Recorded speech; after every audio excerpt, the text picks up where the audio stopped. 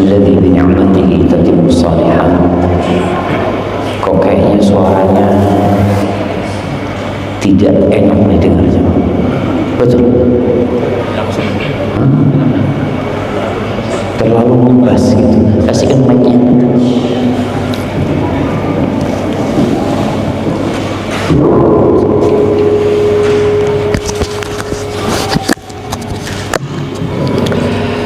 Alhamdulillah alladzi bi ni'matihi tatimmu shalihat. Ini tidak enak juga. Iya, kayaknya harus ada yang membenarkan sound ini. Ya, anak dengar ada suara. Ya. Taib. Wassalatu wassalamu ala khairil bariyah Sayyidina wa maulana Muhammadin wa ala alihi wa ashabi ajma'in. Ya Allah, semoga salawat dan salam senantiasa Engkau curahkan untuk hamba kekasih-Mu, untuk baginda Nabi kita Muhammad alaihi salatu wassalam, untuk keluarga beliau, untuk istri-istri beliau, untuk putra-putri beliau, dan untuk seluruh sahabat Nabi. Semoga Allah meridai kita bersama mereka. Amma ba'd, kembali kita bersua, kembali kita berjumpa untuk belajar. Karena kita tahu al-ilmu qabla al-qawli wal-amal. Berilmu terlebih dahulu sebelum orang itu berucap atau beramal. Tapi realitanya banyak di antara kita yang beramal tanpa ilmu. Tidak sedikit pedagang yang berdagang dikarenakan dia punya ilmu tentang perdagangan itu, bagaimana mencari keuntungan sebesar-besarnya dengan modal terkecil, tapi dia nggak tahu mana yang halal dan mana yang haram. Yang menikah, banyak orang-orang menikah karena merasa umurnya sudah cukup, sehingga waktunya untuk menikah. Apakah dia punya ilmu tentang bagaimana hak dan kewajiban suami istri? Apakah dia punya ilmu tentang cara menghadapi konflik apabila terjadi dalam rumah tangga tersebut? Kadang-kadang enggak. Yang ada dalam benak sebagian orang, menikah itu hanya untuk menyalurkan syahwat dan selesai. Padahal tidak. Berkaitan dengan perceraian, tidak sedikit suami yang menceraikan istrinya lebih dari 3 kali, tapi dia tidak pernah berpisah, gara-gara dia nggak paham atau dia nggak mau belajar dan menuntut ilmu bahwa ternyata ucapan cerai itu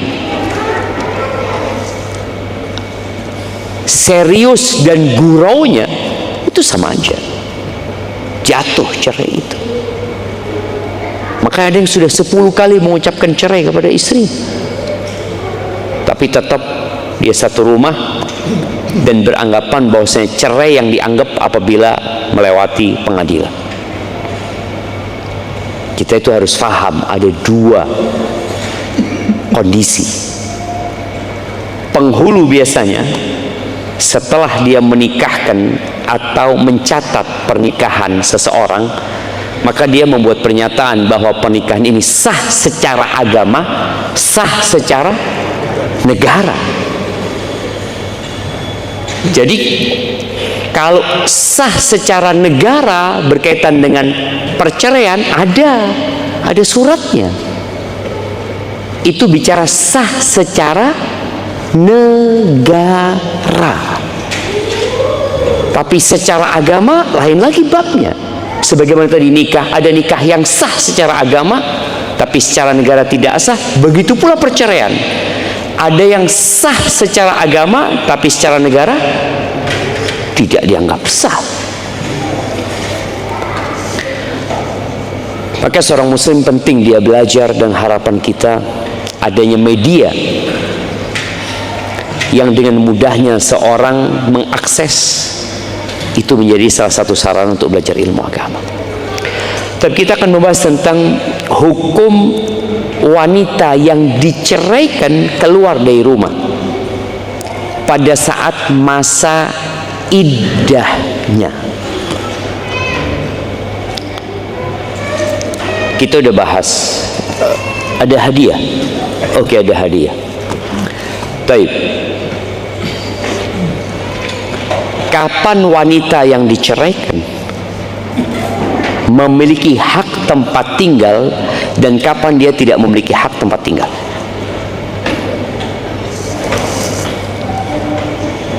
Nah, fadhal. Ketika selesai masa iddah. Tidak, dalam masa diceraikan. Kalau selesai masa iddah, selesai. Dia punya hak tempat tinggal itu kondisinya diceraikan seperti apa? Talak raj'i. Kalau talak raj'i, talak 1, talak 2, dia punya hak tempat tinggal. Tapi kalau talak bain, dia nggak punya hak tempat tinggal. Betul gitu? Oke, kasihkan hadiahnya, nggak apa-apa. Baik, bagaimana ketika wanita ini ditalak raj'i? Suaminya mengatakan kepada dia, aku ceraikan engkau.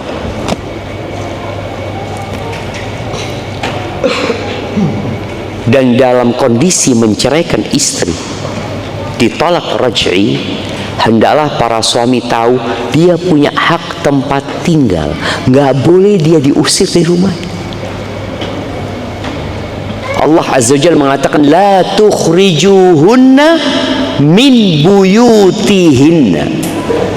Jangan dikeluarkan perempuan-perempuan itu dari rumah-rumah mereka. Subhanallah jemaah.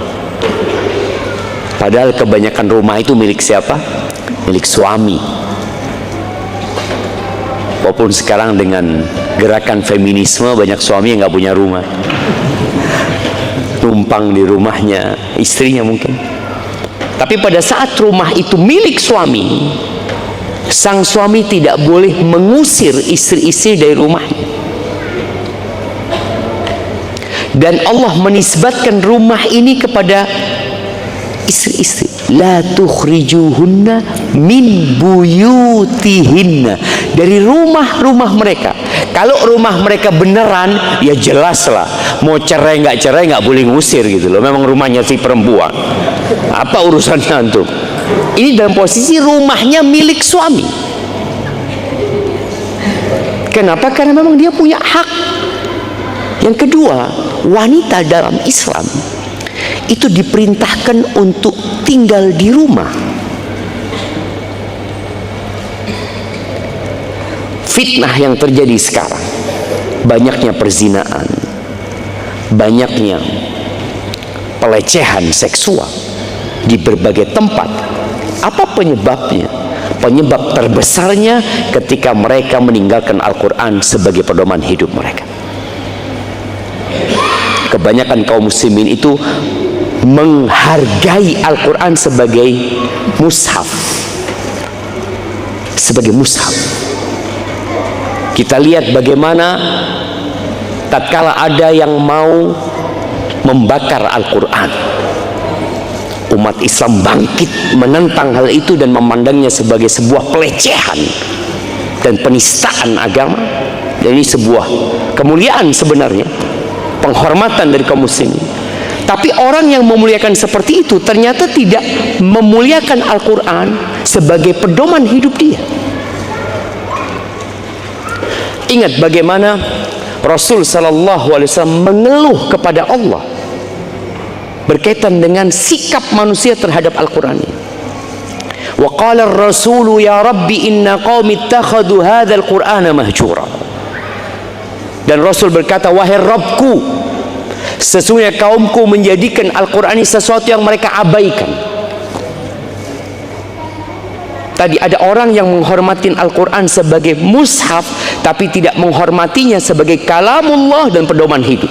Nggak diamalkan di sini.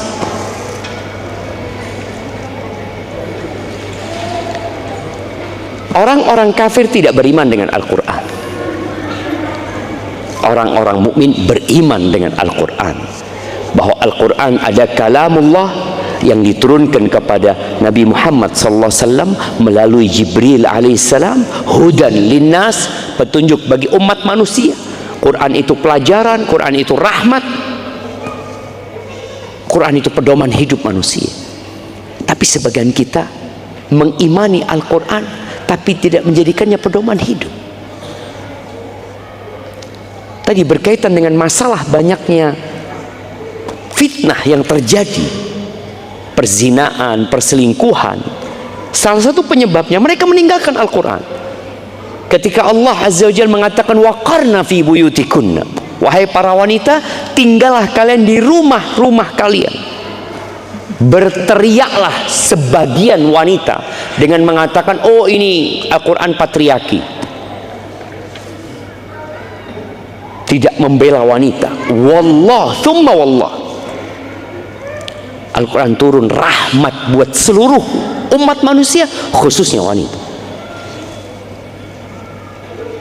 Bagaimana diperintahkan laki-laki untuk kerja keras, memberikan nafkah, memberikan tempat tinggal, memberikan sandang, pangan buat istri. Full tanggung jawab suami. Lalu dikatakan ini patriarki, tidak membela wanita. Subhanallah. Maka akhirnya terjadi perzinaan, terjadi perselingkuhan. Siapa yang disalahkan? Laki-laki lagi. Ini laki-laki ini hidung belang, memang buaya. Memang dia nih buaya. Laki-laki ini ada potensi jadi buaya, jemaah. Makanya jangan menampakkan diri kepada buaya. Allah memerintahkan wala tabarrujna tabarrujal jahiliyatul. Kalau harus keluar rumah jangan sering-sering. Jangan keluar masuk tanpa ada keperluan. Berias bersolek seperti orang jahiliyah. Padahal Allah ingin menghormati para wanita. Antum lihat barang yang sering dilihat, harganya ya nilainya turun. Anak ingat ya, maaf, cerita seorang kawan. Dia masuk ke toko tas LV, Louis Vuitton, gimana nyebutnya? Louis Vuitton kayaknya. Dia cerita, ya Allah Ustaz, itu tas dihormati sekali Ustaz. Anak masuk sama istri anak Ustaz, pura-pura mau beli Ustaz, gak ada, mafi fulus kata dia. Cuma dia ajak istrinya, dia diceritakan akhirnya oleh yang menjaga toko itu, diambil barangnya pakai kos tangan, pelan-pelan dikeluarin ya, dikeluarin bungkusnya kayak apa. Anak tanya berapa harganya ini, 475 juta. Oh pantas, kata dia. Nggak semua orang boleh nyentuh. Yang mau nyentuh ini pakai kos tangan supaya tidak ada bekas tangan. Jadi syariah nih jemaah sampai seperti itu. Tapi barang yang murahan, oh antum mau lihat langsung dilempar, fadhol. Bongkar lihat, nggak cocok, sudah nggak cocok, pasang lagi sama dia. Wanita yang terhormat, wanita yang jarang keluar rumah, yang akan dihargai oleh manusia.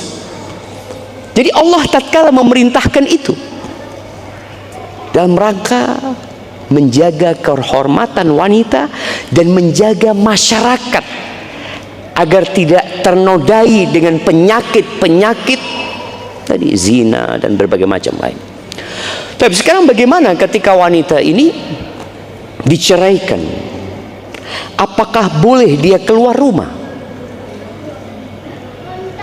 Para ulama menyebutkan di sini, madhab jumhur ulama, yajuzu lil mu'taddati ar-raj'iyyati al-khuruju min baitiha biidzni zawjiha. Diperbolehkan bagi wanita yang diceraikan dengan talak raj'i, talak yang dia masih bisa dirujuk sama suaminya di masa iddahnya ini, dari rumahnya dengan izin suaminya. Ini pendapat Malikiyah, Syafi'iyah, Hanabila, dan pilihan al-Imam Syaukani. Adapun mazhab Hanafi tidak boleh keluar sama sekali, nggak boleh, kecuali darurat lain lagi. Jadi diperbolehkan dia keluar dengan izin suaminya. Karena posisi istri yang diceraikan dan dalam masa iddah, dia ini ada bagian yang masih terhubung sama suaminya, dan ada bagian suaminya yang masih terhubung sama dirinya. Dia tidak mutlak istri, tapi dia juga tidak mutlak orang lain.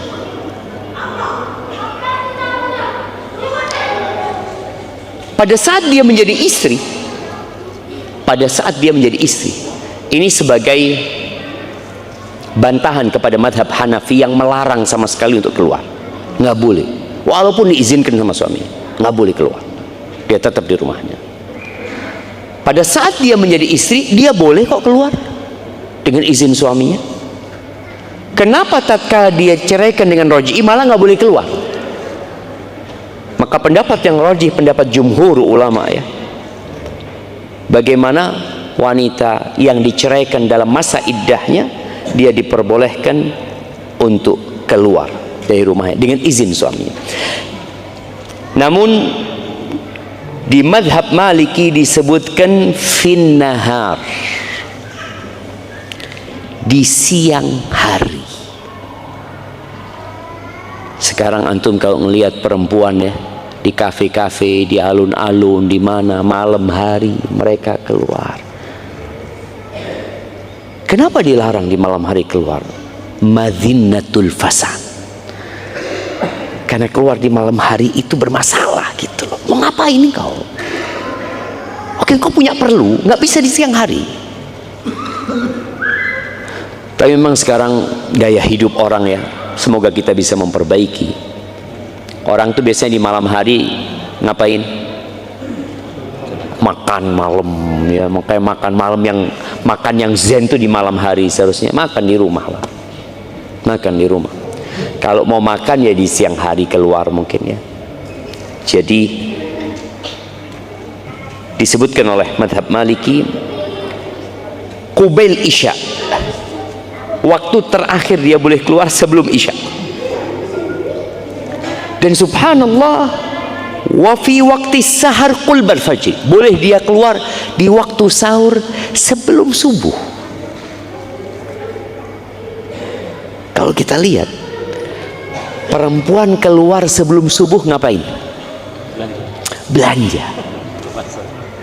Antum lihat, kalau antum ke pasar Pakem sini sebelum subuh itu ada kehidupan di sana. Tapi bukan kehidupan orang nggak bener ya, enggak.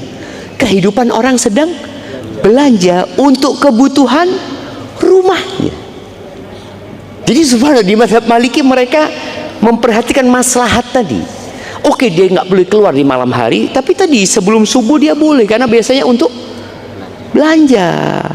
Pagi mungkin anak-anaknya mau sekolah, dan masya Allah ya, memang hidup di kampung ini masya Allah jemaah. Kalau antum lihat di kampung kita sini sebelum subuh itu, anak berangkat ke masjid sebelum subuh, itu emak-emak pada keluar menuju ke warung-warung yang ada di kampung situ, bawa sayur, bawa tempe, bawa apa.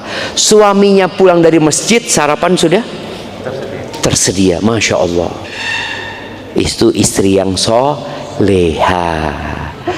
Ada yang suami pulang masjid bangunin istrinya, ayo lu ayo apa sarapan gitu. Ala kulli hal, jadi berkaitan dengan perempuan ini, dia boleh keluar dari rumahnya di masa iddahnya dengan izin suaminya. Ya, untuk urusan acara pernikahan pun boleh keluar, bukan hanya yang hajah, keperluan yang mendesak, tapi untuk urusan lainnya dia mau berkunjung ke tempat bibinya, ke tempat saudaranya, itu diperbolehkan. Ini menurut pendapat yang benar. Soalnya kalau antum nanti baca, sekarang kan orang banyak bertanya kepada AI, apa hukumnya? Tidak boleh. Waduh, Ustadz kok menyesatkan? Katanya Ustadz boleh, kata dia. Memang ada pendapat yang melarang, tapi pendapat itu lemah.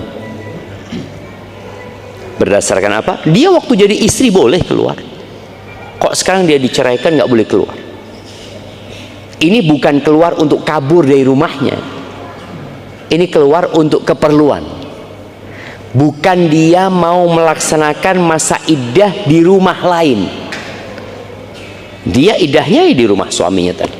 Ini untuk talak raj'i. Kemudian bagaimana kalau dia tolak bain? Tolak yang sudah nggak bisa rujuk. Baik bainuna kubro ya, atau yang bain umpamanya sudah nggak bisa dinikahin lagi karena dia khulu umpamanya. Untuk yang bainuna kubro disebutkan ya juzu, diperbolehkan bagi wanita yang ditalak dengan talak bain itu keluar dari rumahnya naharon lil hajah, di siang hari karena keperluan, tanpa izin suami, karena sudah tidak punya suami, tapi dia masih di masa iddah. Artinya dia nggak boleh dilamar sama orang. Dia posisinya memang sudah tidak memiliki suami. Dia seakan-akan wanita yang bebas, tapi dia tidak bebas karena dia terikat dengan iddah.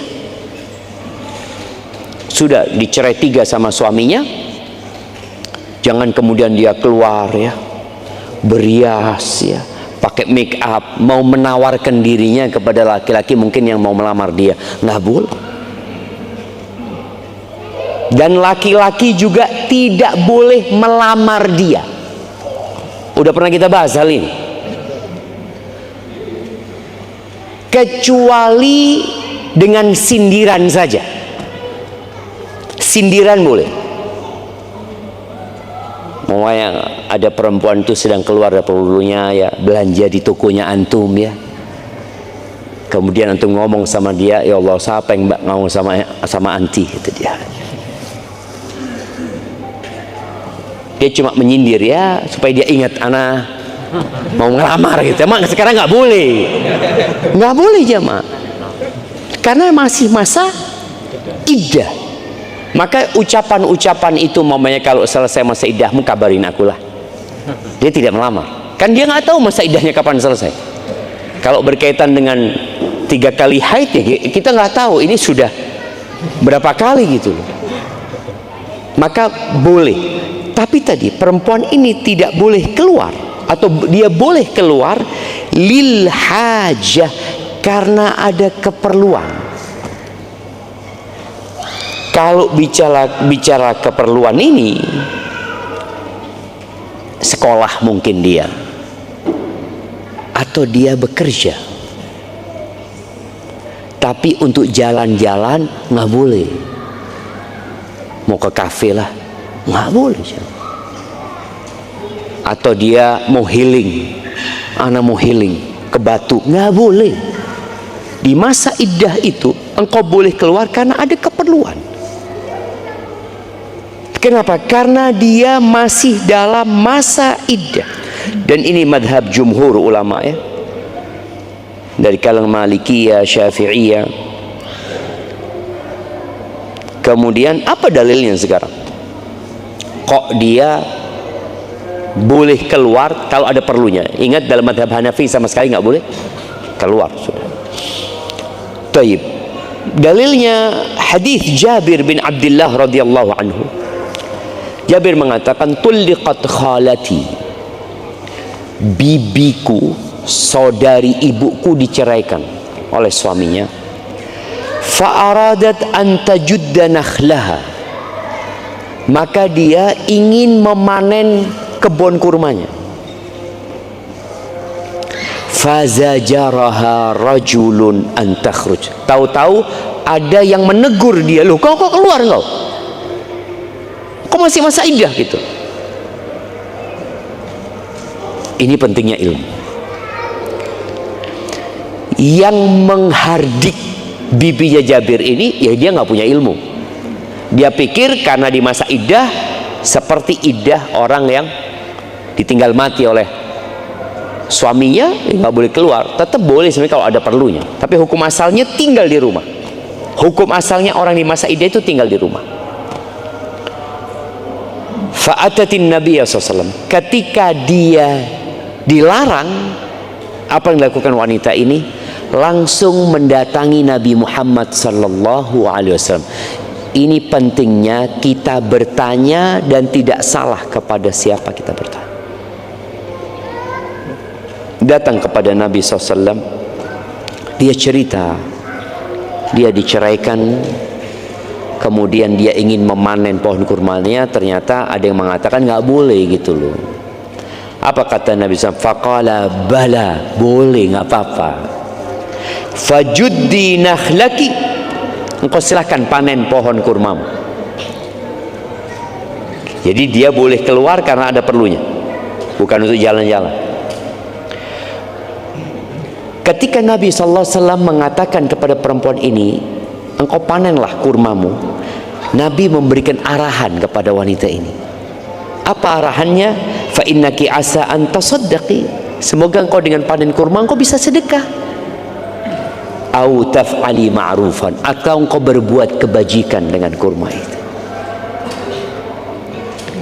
Berarti diperbolehkan kalau ada keperluannya. Kemudian kenapa di waktu siang hari? Karena hadis Nabi SAW ini menyebutkan panen kurma. Panen nggak mungkin di malam hari, kecuali maling. Panen di malam hari. Atau kau lihat ada yang panen sawah malam hari, bukan karena mereka sedang semangat, mereka adalah maling. Ini secara umum. Orang kalau panen itu di siang hari, maka ini dalil bahwasanya diperbolehkan untuk keluar di siang hari ya. Kemudian kalau dia dilarang, maka akan membahayakan dia. Dia sudah nggak punya hak nafkah, nggak ada, karena sudah tolak bain. Ketika dia nggak bisa keluar, wala bisa bekerja, lo bisa mati kelaparan. Kecuali ada yang biaya hidup dia. Taib. Kemudian itu bicara keluar rumah. Kadangkala jemaah, ada wanita yang sudah tolak bain tapi masih satu rumah sama suaminya, padahal sudah bukan suami. Maka ada pembahasan di sini, bermalamnya wanita yang diceraikan dalam masa iddahnya ditolak roj'i itu di mana dia bermalamnya. Kan kadangkala tadi ada yang mau ke rumah orang tuanya, udah anak mau pulang aja, maka disebutkan yajib 'alal mu'taddati min talaqin raj'in an tabita fi baiti zawjiyah. Wajib hukum buat wanita di masa iddahnya dari tolak raj'i untuk bermalam di rumah pernikahannya, rumah suami, rumah tempat dia tinggal tadi sama suami, walaupun rumahnya ngontrak bersama, kadangkala nggak harus rumah milik suami. Wadzalika bittifaqil madzahibil fiqhiyatil arba'ah, 4 madhab sepakat supaya nggak main-main masalahnya. Sepakat bahwa wanita ditolak raj'i wajib bermalam di rumah tempat dia tinggal ketika dia masih dicerai. masih istri. Ini sepakat. Apa dalilnya? Di surat Talaq ayat pertama. Allah Azza wa Jalla mengatakan, ya ayyuhan nabiyyu idza talaqtumun nisa fatalliquhunna li'iddatihinna wa ahsul iddah wattaqullaha rabbakum. Allah mengatakan, la tukhrijuhunna min buyutihinna wa la yakhrujun. Jangan kalian usir. Jadi suami juga nggak boleh mengeluarkan istri. Istri juga nggak boleh keluar kecuali dalam satu kondisi, illa ayatina bifahishatin mubayyinah, kecuali perempuan-perempuan itu melakukan fahisyah mubayyinah. Fahisyah mubayyinah ditafsirkan ya istrinya ngomongnya kasar, istrinya menjelek-jelekkan, memaki suaminya. Ya sudah, kalau yang seperti ini antum tinggal sama dia, ya neraka. Enggak, keluar sana. Enggak apa-apa kalau yang seperti ini. Kalau istrinya tidak melakukan hal yang seperti itu, kalau berbuat kesalahan, ya siapa yang tidak berbuat salah? Tapi selama istrinya tadi tidak melakukan fahisyah mubayyinah, tidak memaki-maki, tidak mengangkat suara, tidak membentak suaminya, ya, tidak menguasai suaminya, maka nggak boleh diusir. Wajib bagi perempuan itu untuk tinggal di rumahnya berdasarkan dalil yang baru saja kita baca. Nggak boleh. Taib. Bagaimana kalau tolaknya tolak bain? Kalau tolak bain, maka wanita itu bebas mau tinggal di mana saja. Sudah tolak ketiga, ya sudah, nggak perlu izin sama suaminya. Mas, selamat tinggal. Sudah, dia mau mabit. Ini bukan bicara keluar rumah ya, pindah rumah. Kalau yang ini, dia boleh bermalam di mana mau dia bermalam. Apakah boleh dia bermalam di rumah suaminya? Boleh, tapi dengan syarat. Kalau ada suaminya, dia harus pakai hijab, karena suaminya orang lain sudah. Yang ada suaminya mantan suami. Tapi kalau tolak raj'i, bukan mantan suami, masih ada ikatan dengan suaminya. Kalau tolak bain, mantan suami. Karena ada yang bertanya sama anak, subhanallah, ada orang-orang yang bercerai tapi mereka tidak ngasih tahu anak-anak mereka. Kesian sama anak-anak. Akhirnya mantan istrinya tinggal di lantai 2, suami lantai bawah. Jadi anaknya kadang-kala, ayo ibu makan bareng ibu, aduh ibu ini itu. Jadi mereka akhirnya harus bohong kadang-kala jamaah, dalam rangka menjaga anak-anak. Boleh menjaga anak-anaknya, tapi tetap menjaga syariat Allah SWT. Tadi jangan kemudian engkau lepas jilbab supaya sebagai bukti kalau masih suami istri untuk membohongi anak-anak. Nggak boleh. Tidak boleh berkholwat, tidak boleh berduaan. Kalau ada anak-anaknya boleh ngobrol, tapi dengan jilbab yang sempurna, karena sudah orang lain. Maka dia tidak harus mabit atau bermalam di rumah yang menceraikan dia, bebas dia mau mabit di mana. Dan ini pendapat yang rajih ya, karena memang hadis Fatimah binti Qais ini sebagai dalil yang kuat. Fatimah ibn Qais ini ditalak sama suaminya di masa Nabi SAW dengan talak bain. Wa kana anfaqa 'alaiha nafaqata dunin. Dan sang suami menceraikan istrinya dalam kondisi suaminya nggak ada di kota itu, jam. Akhirnya dikirimkanlah nafkah oleh keluarga suaminya kepada Fatimah binti Qais ini. Nafkahnya tidak sesuai. Jadi kalau bicara nafkah ini, Allah mengatakan liyunfiq dzu sa'atin min sa'atih. Orang yang punya keluasan rizki, ya hendaklah dia memberikan nafkah sesuai dengan keluasan rizkinya. Umpamanya dia biasa makan nasi yang 1 kilo harga berapa sekarang nasi beras yang paling bagus? 1 kilonya berapa? 1 kilo 5 kilo? 5 kilo. Oh 5 kilo. Ada yang 1 kilo 50.000. Apa basmati? Artinya kalau dia ini biasa makan basmati, nasi Arab ini, jangan dikasih yang 5 kilo 80.000, karena nggak sesuai gitu. Engkau punya keluasan rezeki, maka berikan yang sesuai. Ini perempuan dikasih nafkah yang dibawa kebiasaan itu. Ketika dia melihat itu, maka dia langsung laporan kepada Nabi SAW. Kata dia kepada Nabi SAW, fa in kana li nafaqah, dia nggak tahu apakah orang yang tolak bain itu masih dapat nafkah atau tidak. Maka dia mengatakan kepada Nabi SAW, kalau aku masih punya nafkah ya Rasulullah, akhadtul ladzi yuslihuni, aku akan terima yang layak buat diriku. Makanya antum kalau nikah sama anak orang kaya, mau nggak mau lah antum keluar fulus lebih banyak. Rumah ya yang layak. Karena anaknya orang kaya biasa ada pembantu di rumahnya 7 buat dia. Waduh, antum nikah sama dia mikir gaji 7 pembantu. La haula wala quwwata illa billah. Maka perempuan ini mengatakan al-yuslihun, yang layak buat aku. Wa illam takun, kalau memang ternyata aku nggak layak tidak berhak mendapatkan nafkah, ya sudah aku nggak mau mengambil nafkah itu.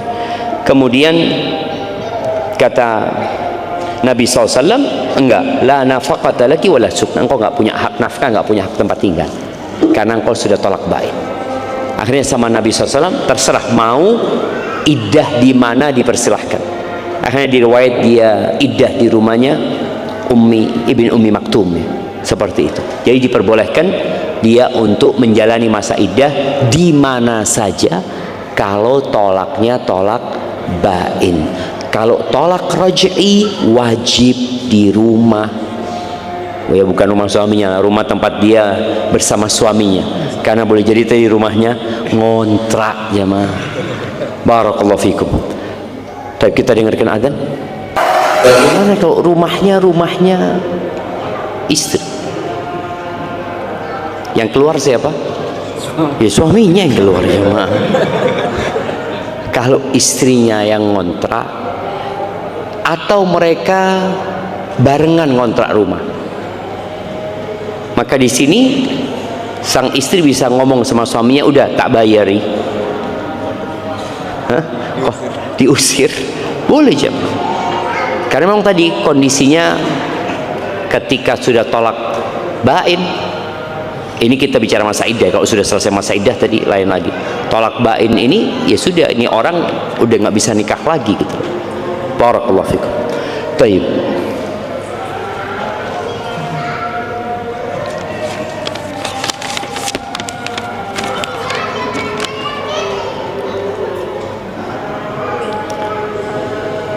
Ustaz, assalamualaikum, ahsanallahu ilaikum. Waalaikumsalam warahmatullahi wabarakatuh. Ustaz, bagaimana kalau wanita ditalak bain atau raj'i, kan perempuan itu berada pada masa iddah. Pertanyaannya, kalau semisalnya keluarnya diajak umroh atau haji, misalnya sama bapaknya, keluarganya atau saudara kandung laki-lakinya, apakah ini keluar dengan hajat atau kebutuhan? Barakallahu fikum. Nah, para ulama menyebutkan ketika keluarnya membutuhkan safar, maka hukum asalnya nggak boleh, karena membutuhkan safar. Tapi di sini saat suami memperbolehkan, ini berkaitan dengan yang tolak raj'i, karena dia pakai izin suami dan safarnya ada mahramnya, ya ahlan wa sahlan, dia diperbolehkan di sini. Walaupun sebenarnya hukum asalnya dia tetap wajib bermalamnya di mana? Di rumah suaminya, karena dia keluarnya disebabkan adanya keperluan ya. Kalau bicara apakah hajah itu hajah yang membuat dia diperbolehkan keluar, maka tergantung kondisi haji. Umpamanya haji ini termasuk ibadah yang wajib buat seorang wanita apabila dia mampu. Umpamanya saat dia diceraikan oleh suaminya dan dia di masa iddah, lalu dia safar dengan adanya mahram, mungkin tidak ada masalah. Tapi kalau suaminya ngomong jangan, maka jangan berangkat, karena dia tetap butuh izin suaminya. Adapun kalau tolak bain, tadi udah dibahas, tolak bain bebas dia, tapi bebasnya itu keluarnya kalau ada keperluannya, tetap tidak di malam hari. Mau perjalanan ketika dia umroh atau ketika dia berangkat haji, ya berusaha untuk tidak keluar kecuali di siang hari. Itu berkaitan dengan yang tolak bain, dia nggak perlu izin sama suaminya pada saat itu. Barakallahu fikum.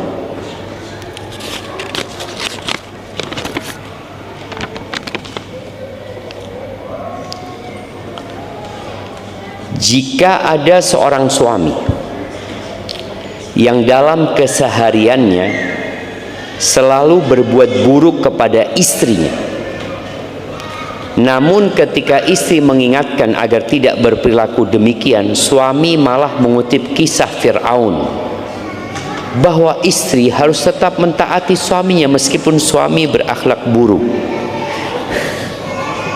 Insya Allah jemaah, ini suaminya alim,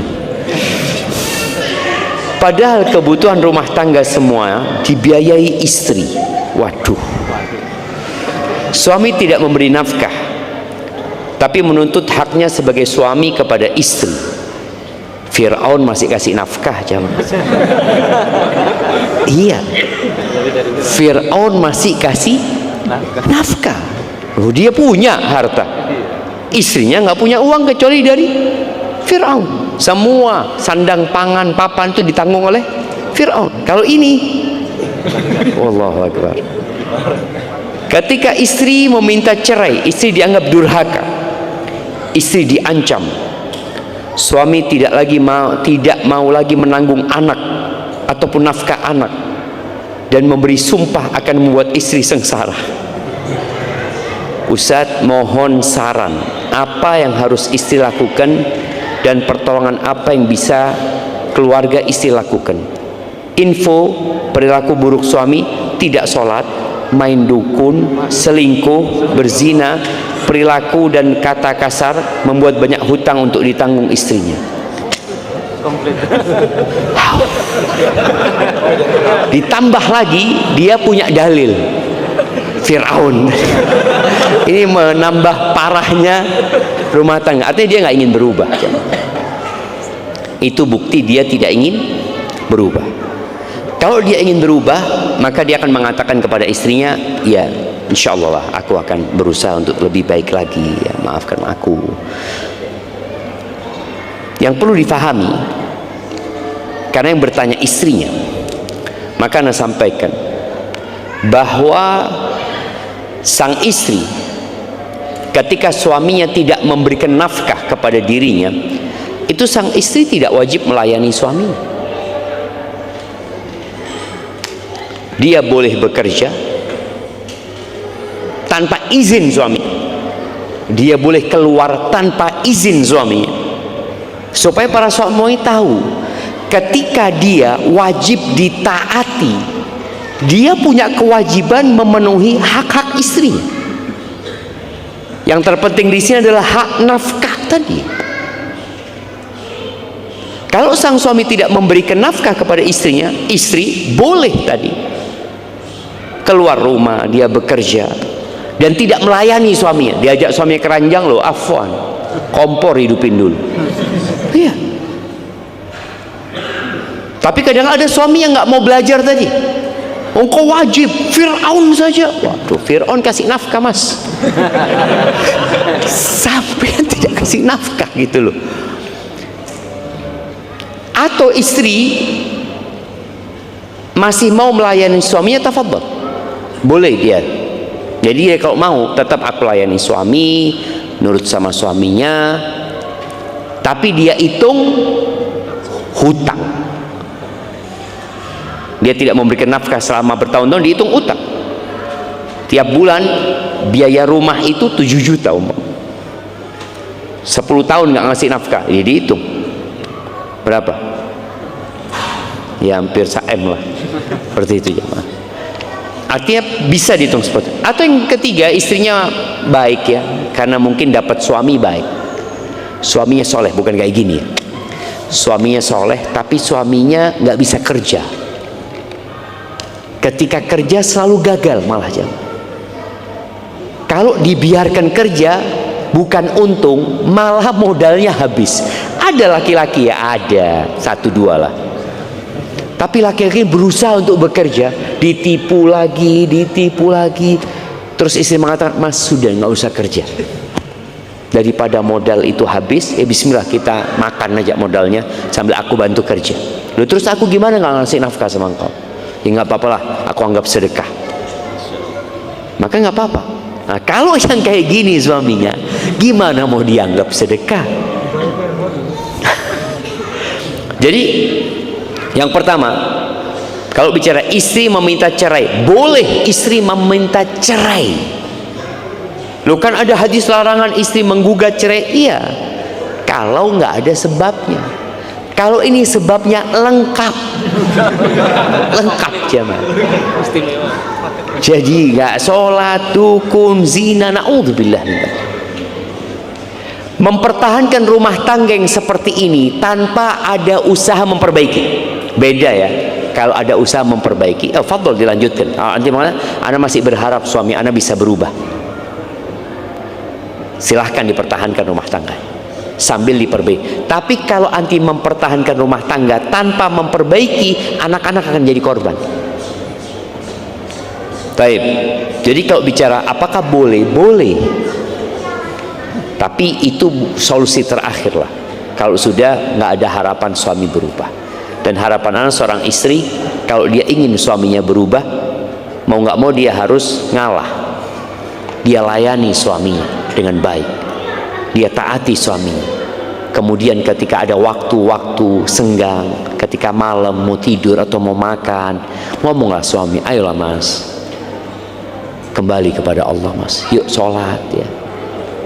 Sampai kapan mau kayak gini? Yuk, anak-anak sudah mulai besar. Minta sama suaminya, ajak suaminya ziarah kubur untuk melembutkan hatinya. Itu kalau tadi ada usaha dari istri. Tapi kalau nggak ada usaha, ya bercerai boleh jadi solusi. Tapi kalau bicara dia tidak mau lagi menanggung anak ataupun nafkah anak, itu kewajiban dia. Dia tidak mau, tetap wajib nanggung. Bukan sukarela gitu loh. Ini para suami harus sadar. Kalau dia menceraikan istrinya, kemudian anaknya ikut sama emaknya, kemudian dia berpikir, ya kalau saya mau kasih alhamdulillah, kalau enggak ya sudah. Loh, enggak seperti itu. 100% suami wajib nanggung nafkah anak-anak. Makanya harus bekerja. Jadi bekerja itu jadi sebuah kewajiban, bahkan mengandung unsur ibadah. Tatkala dia tahu, aku ini wajib kasih nafkah. Kalau aku nggak kerja, dosa aku nanti. Maka kalau dia berpikir memberikan nafkah itu sukarela, ya ini pemahaman yang menyimpang. Itu kewajiban. Kalau bercerai, aku nggak wajib kasih nafkah. Wajib, kau akan ditanya sama Allah SWT. Nggak ada mantan anak. Itu dulu anak saya itu. Yang mana? Itu dulu anak saya. Sekarang bukan. Nggak ada. Kalau mantan istri iya, mantan anak nggak ada. Sebagaimana nggak ada mantan bapak, nggak ada mantan ibu. Anak wajib berbakti kepada bapak ibunya, walaupun sudah bercerai. Dia mau dirawat bapaknya, dia wajib berbakti kepada ibunya. Dirawat emaknya, dia wajib berbakti kepada bapak. Dengan semua kekurangan orang tuanya. Tapi kalau bicara dia memberi sumpah akan membuat istri sengsara, sumpah yang berbahaya itu sumpahnya orang yang bertakwa. Ini sholat aja enggak, dia nyumpahin diri dia sendiri.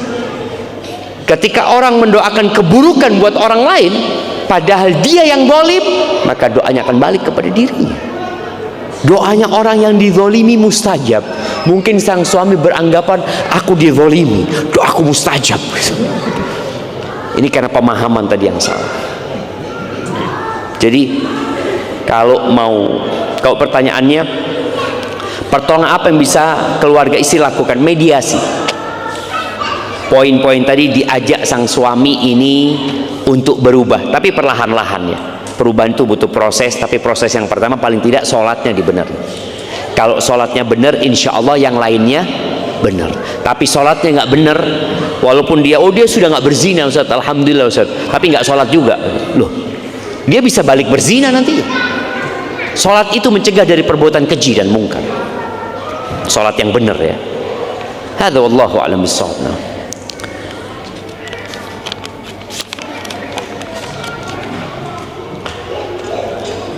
Suami berulang kali mengancam cerai dan sempat melakukan KDRT beberapa kali kepada istri.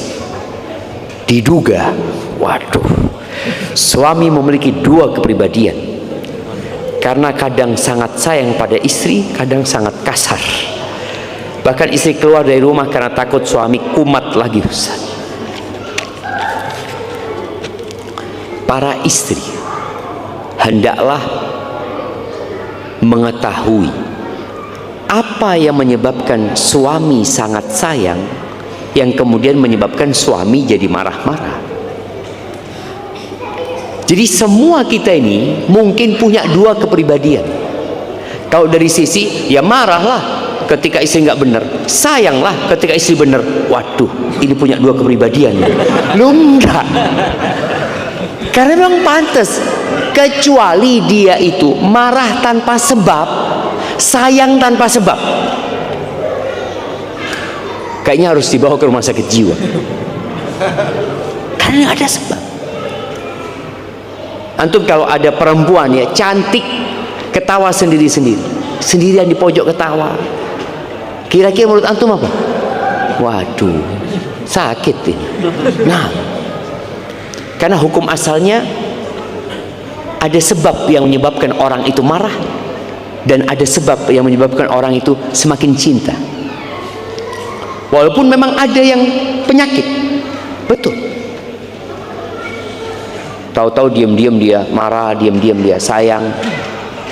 Apa yang harus dilakukan oleh seorang istri? Kalau tadi istri sampai kabur ya, nggak apa-apa, kabur istri tanpa izin suami. Kalau memang kondisinya mengancam diri, suaminya kalau kumat KDRT, jangan dikatakan nggak boleh perempuan keluar rumah kecuali dengan izin suami. Suaminya mau nyiksa dia, dia harus, mas saya mau keluar mas, ya nggak bisa lah dia izin sama suaminya. Boleh dia meninggalkan rumah kalau memang tadi dikhawatirkan ada kondisi dia hendak melakukan KDRT, kabur dari rumahnya nggak apa-apa. Dan yang seperti ini, Anda nggak tahu apakah memang dia punya kepribadian ganda. Mungkin bisa ditanyakan ke psikiater atau dibawa ke sana untuk mengetahui dan bisa diobatin, insya Allah. Karena banyak sekarang perempuan menyebut suaminya itu NPD. Suami saya NPD. Suaminya ngomong, Ustaz, istri saya NPD. Loh, siapa yang NPD ini?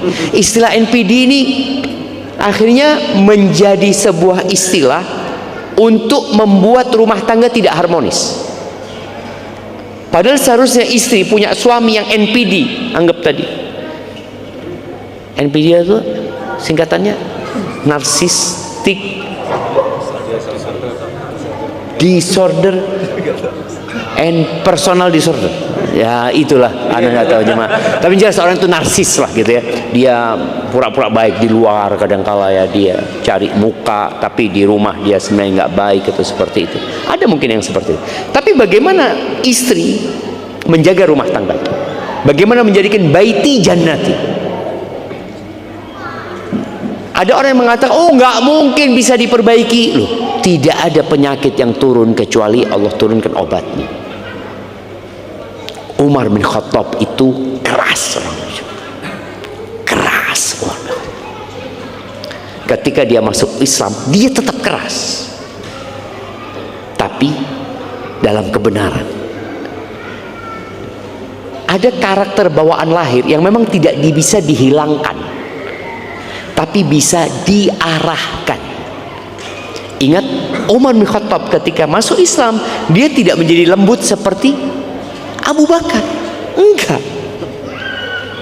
Bayangin, Ketika Umar bin Khattab lagi datang ke rumah Nabi SAW, Nabi kebetulan ada tamu-tamu perempuan di sana, mungkin juga ada istri-istri Nabi ya. Ketika dengar suara Umar, langsung sembunyi semuanya. Umar marah sama perempuan-perempuan itu. Loh, kalian ini seharusnya lebih takut sama Nabi SAW. Enggak, kata mereka. Engkau kasar. Mereka ngomong itu. Engkau keras, engkau kasar. Artinya tetap karakter itu, tapi dalam kebenaran dan kebaikan. Setan ketemu Abu Bakar biasa. Ketemu Umar, setan ini.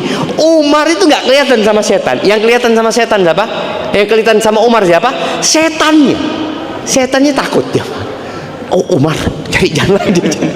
Padahal Umar nggak kelihatan. Jadi karakter tadi mungkin ada bawaan karakter yang akan tetap, tapi diarahkan. Seperti pohon. Ada pohon yang berduri. Sulit dihilangkan durinya, walaupun dengan rekayasa genetika mungkin bisa ya. Tapi bagaimana pohon itu diletakkan di tempat yang tepat. Pohon yang berduri itu ya jangan ditaruh di jalan, taruhlah menjadi pagar. Insya Allah maling nggak masuk. Dan dia tetap punya duri gitu. Pohon yang rindang, yang besar, orang ada yang berusaha untuk menjadikannya bonsai, masih ada usaha gitu ya. Dijadikan kecil seperti itu, ada bisa seperti itu. Tapi tetap sebenarnya pohon itu pohon yang besar. Jadi bicara kalau memang suaminya yang ditanyakan itu memiliki kepribadian ganda, ya coba diajak ke psikolog, terus ke psikiater untuk terapi nantinya, dan insya Allah dengan doa dan usaha semoga Allah kasih kemudahan. Barakallahu fiik, itu yang dapat Anda sampaikan. Kurang lebihnya mohon maaf. Subhanakallahumma bihamdika asyhadu an la ilaha illa anta astaghfiruka wa atubu ilaik.